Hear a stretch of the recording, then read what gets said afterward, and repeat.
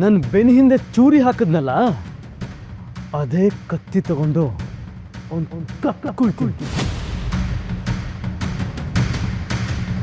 ಪ್ರತಿದಿನ ಅವನು ನರ್ಕ ನೋಡಬೇಕು. This is my challenge. Sanju, ಎಲ್ಲಿ ಹೋಗ್ತಿದ್ಯಾ? ಒಂದು ನಾನು ಸಾಯ್ಬೇಕು, ಇಲ್ಲ ಅವನು ಸಾಯ್ಬೇಕು. ಆದರೆ ಸಾಯೋ ವಿಧಾನ ಮಾತ್ರ ಬೇರೆನೇ ಇರುತ್ತೆ. Just wait and watch. Sanju, Sanju, have you gone mad or what? ಭವ, ಇವ್ನು ಹೋಗ್ತಿರೋ ಸ್ಪೀಡ್ ನೋಡ್ತಿದ್ರೆ ಏನೋ ಹೆಚ್ಚು ಕಡಿಮೆ ಆಗುತ್ತೆ ಅಂತ ಅನಿಸ್ತಿದೆ. ತಡಿಬೇಕು ಭವ. ಬನ್ನಿ ಬನ್ನಿ, ಎಲ್ಲರೂ ಹೋಗೋಣ.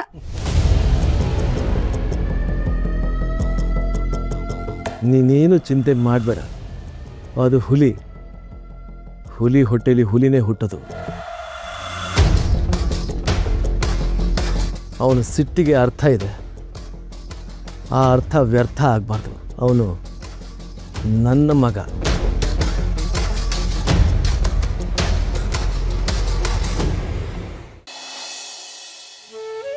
ರೋಸೆಯವರೇ, ಸಂಜು ಹಾಗೆಲ್ಲ ನಡ್ಕೊಂಡ ಕೂಗಾರ್ದ ಅಂತ ಬೇಜಾರು ಮಾಡ್ಕೋಬೇಡಿ. ಅವನ ಸ್ವಭಾವ ನಿಮಗೆ ಗೊತ್ತೇ ಇದೆ ಅಲ್ವಾ? ಸ್ವಲ್ಪ ಮುಂಗೋಪಿ. ನಿಮ್ಮ ಮೊಮ್ಮಗಳನ್ನ ನೋಡ್ಕೊಳ್ಳೋ ಜವಾಬ್ದಾರಿ ನಮ್ಮದು. ನಿಮ್ಮ ಮೇಲೆ ನಂಬಿಕೆ ನನಗೆ ಖಂಡಿತ ಇದೆ. ನನ್ನ ಕೈ ಮೀರಿ ಇದೆಲ್ಲ ಹೀಗಾಯ್ತಲ್ಲ ಅಂತ ತುಂಬ ನೋವಿದೆ. ನಾನೇ ರಿಯನ್ ಕಡೆ ಜಾಸ್ತಿ ಗಮನ ಕೊಡಲಿಲ್ವೇನೋ ಅಂತ ಪಶ್ಚಾತ್ತಾಪ ಆಗ್ತಿದೆ. ಇಲ್ಲ ರೋಸಿಯವರೇ, ಇದರಲ್ಲಿ ನಿಮ್ಮ ಮೊಮ್ಮಗಳದ್ದು ಯಾವ ತಪ್ಪು ಇಲ್ಲ. ತಪ್ಪೆಲ್ಲ ನನ್ನ ಮೊಮ್ಮಗಂದೆ. ಅವನು ಈ ರೀತಿ ನಡ್ಕೊಂಡಿರೋದಕ್ಕೆ ಒಂದು ರೀತಿ ನಂಗೆ ನಾಚಿಕೆನೂ ಆಗ್ತಾ ಇದೆ, ಬೇಜಾರು ಆಗ್ತಾ ಇದೆ. ಅವನ ತಿದ್ದಿ ಹೇಗೆ ಸರಿದಾರಿಗೆ ತರಬೇಕು ಅನ್ನೋದೇ ದೊಡ್ಡ ಯೋಚನೆ ಆಗ್ಬಿಟ್ಟಿದೆ. ಸಂಜೆ ಒಳ್ಳೆ ಹುಡುಗನೇ. ನಾನು ಅವನ್ನ ಚಿಕ್ಕ ವಯಸ್ಸಿಂದ ನೋಡ್ಕೊಂಡು ಬಂದಿದ್ದೀನಿ. ಆದರೆ ರಮೇಶ್ ಅವರ ನೆರಳಲ್ಲಿ ಬೆಳೆದ್ನಲ್ಲ, ಅಲ್ಲೇ ಸಮಸ್ಯೆ ಆಗಿರೋದು.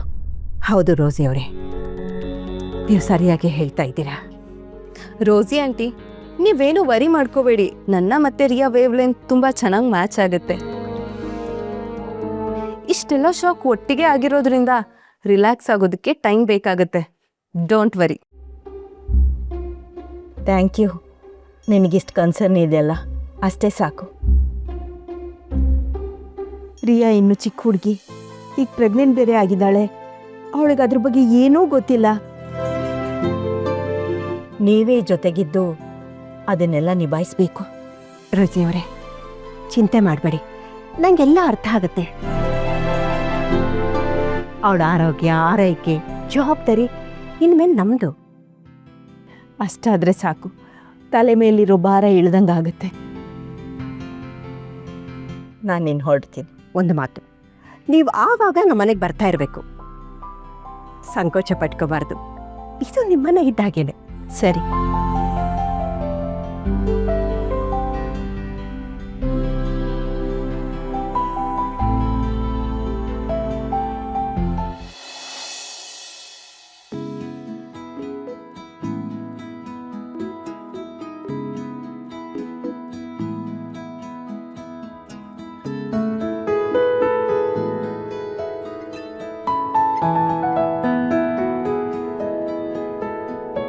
ಅಜ್ಜಿ, ಸಂಜು ಅಣ್ಣನೂ ಇದ್ರೆ ಚೆನ್ನಾಗಿರ್ತಿತ್ತಲ್ವಾ?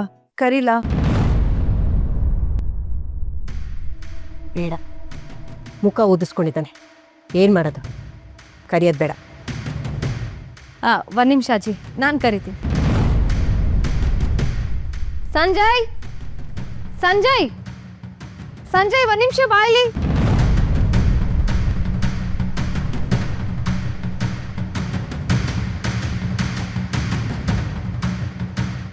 ನನಗಿದೆಲ್ಲ ಇಷ್ಟ ಆಗಲ್ಲ. ಪದೇ ಪದೇ ಕರೆದು ಇರಿಟೇಟ್ ಮಾಡಬೇಡ ಅಂತ ಹೇಳಿಲ್ಲ?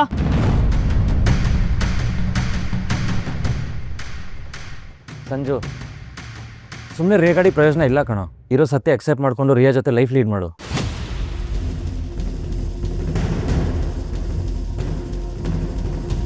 ಹೌದಾ? ನಿನಗೆ ಇದೇ ತಾನೇ ಬೇಕಾಗಿದ್ದಿದ್ದು? ನಿನ್ನ ಮುಖದಲ್ಲಿ ಖುಷಿ ನೋಡಿದ್ರೆ ಗೊತ್ತಾಗ್ತಿದೆ. ವರ್ಮ ಅವ್ರು ಅವಮಾನ ಮಾಡಿದ್ ನೆನ್ಸ್ಕೊಂಡ್ರೆ ನನ್ನ ಮೈಯೆಲ್ಲ ಉರಿತಿದೆ. ಹೌದು ಕಣ ಸಂಜು, ನಿನ್ ಮರ್ಯಾದೆ ಹರಾಜ್ ಹಾಕೋ ಟೈಮು ಯಾವಾಗ ಕ್ರಿಯೇಟ್ ಆಗತ್ತೆ ಅಂತ ಈ ಕರ್ಣ ಕಾಯ್ತಾ ಇರ್ತಾನೆ.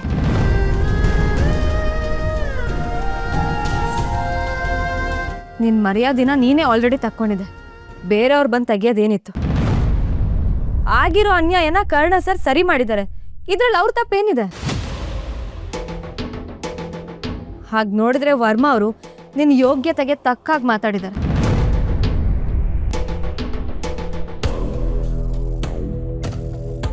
ನೀವಿಬ್ರು ಸೇರಿ ಬೇಕು ಅಂತಾನೆ ನನ್ನ ಇದ್ರಲ್ಲಿ ಸಿಕ್ಕಾಕ್ಸಿದ್ದೀರಾ ಅಲ್ಲ?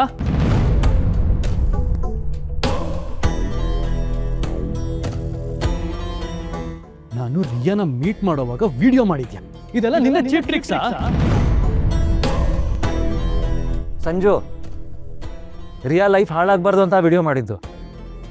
ನಿನ್ನ ಲೈಫ್ ಹಾಳಾಗಬೇಕು ಅಥವಾ ನಿನ್ನ ತಪ್ಪು ಎತ್ತಿಡಬೇಕು ಅಂತ ಅಲ್ಲ. ಬಂಡೆಗೆ ತಲೆ ಚೆಚ್ಕೊಂಡ್ರು ಒಂದೇ, ಬಂಡೆ ಬಂದು ತಲೆ ಮೇಲೆ ಬಿದ್ರು ಒಂದೇ. ನನ್ನ ಲೈಫ್ ಆಲ್ರೆಡಿ ಕಂಪ್ಲೀಟಾಗಿ ಹಾಳಾಗೋಗಿದೆ. ಏಯ್, ನಿನ್ನ ಮಾತ್ರ ಸುಮ್ಮನೆ ಬಿಡಲ್ಲ ಕಣ.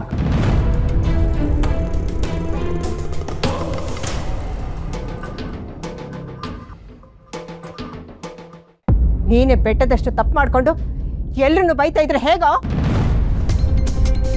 ಏನೇ ತಪ್ಪಾಗಿದ್ರು ಬಂಗಾರದಂತ ಹುಡುಗಿ ಸಿಕ್ಕಿದ್ದಾಳೆ, ಸುಮ್ಮನೆ ಬಾಯ್ ಬಡ್ಕೋಬೇಡ. ದಿಸ್ ಗರ್ಲ್ ನನ್ನ ಹತ್ರ ನಿಂತ್ಕೊಳ್ಳೋಕ್ಕೂ ಲಾಯಕ್ಕಿಲ್ಲ ಇವಳು.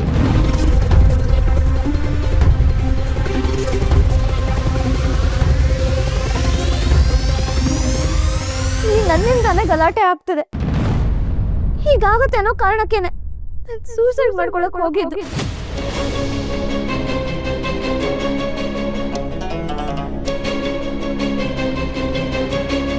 ನೋರಿಯಾ, ಇದು ನಿಮ್ಮಿಂದ ಆಗ್ತಿರೋ ಸಮಸ್ಯೆ ಖಂಡಿತ ಅಲ್ಲ. ಸಂಜು, ಮಾತಾಡಿದ್ ಸಾಕು, ಒಳಗಡೆ ಹೋಗು. ಎಲ್ಲಿಗೆ ಹೋಗ್ಬೇಕು, ಎಲ್ಲಿಗೆ ಬರಬೇಕು ಅನ್ನೋದನ್ನ ನಿನ್ನ ಹತ್ರ ಪರ್ಮಿಷನ್ ತಗೊಂಡೇ ಮಾಡ್ತೀನಿ. ಇವತ್ತು ನನ್ನ ಲೈಫ್ ಹಾಳಾಗೋಗಿರೋದಕ್ಕೆ ನೀನೇ ಕಾರಣ.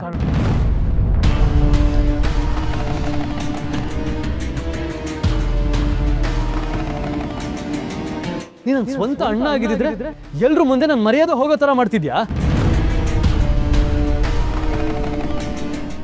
ನಿನಗೆ ವಿಷಯ ಗೊತ್ತಾಗಿದ ತಕ್ಷಣ ನನ್ನ ಹತ್ರ ಮಾತಾಡ್ಬೋದಿತ್ತಲ್ವಾ? ಆದ್ರೆ ನೀನು ಹಾಗೆ ಮಾಡಿಲ್ಲ. ಯಾಕೆ ಹೇಳು? ಎಲ್ರ ಮುಂದೆ ನನಗೆ ಇನ್ಸಲ್ಟ್ ಆಗ್ಬೇಕಿತ್ತಲ್ವಾ? ಅದಕ್ಕೆ ನೀನು ಯಾವತ್ತಿದ್ರೂ ನನ್ಗೆ ಅಣ್ಣ ಆಗೋದಕ್ಕೆ ಸಾಧ್ಯನೇ ಇಲ್ಲ. ಇನ್ನು ತಿಪ್ಪೆಯಿಂದ ಎದ್ದು ಬಂದು, and you have to pay for this.